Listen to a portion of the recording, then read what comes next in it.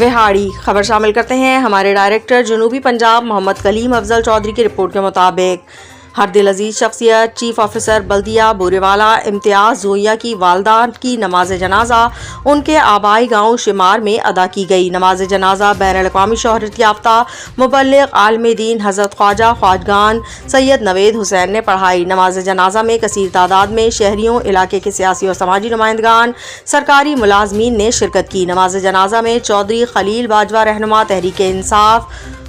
Saqib Khurshid M P اے اعجاز سلطان بندیشہ، اکبر حیات راج M P اے کبیر والا M P اے ملک نوشیر لنگڑیال، نور امین وٹو M P اے ملک لال جویا M P اے ملک شاہ محمد جویا، سابق M P اے Chaudhry Asif session جج مظفر گڑھ صوبہ صادق سیشن جج سمیت دیگر افراد کی نماز جنازہ میں شرکت۔ ایم این اے بوریوالہ سید ساجد شاہ، خالد ڈوگر ایم پی اے سید سجاد حسین بخاری، سابق تحصیل ناظم حاصل پور ڈی پی او ٹوبہ ٹیک سنگھ، عبادت نثار نمبردار، علی سلطان کاٹھیا رہنما نون لیگ، محمد افضل گل سی او بلدیہ حاصل پور، محمد ندیم سی او وہاڑی، علی احمد ایم پی اے یوسف کسیلیا سی او ساہیوال، خداداد تارڑ چودھری عمران رنگا، صدر تاجران مبشر رنگا، حیدر عباس پیرزادہ وائس چیئرمین پی سی جی اے اشفاق رامے، چودھری یاسین صدر کاٹن جنرز، رشید مختمانہ،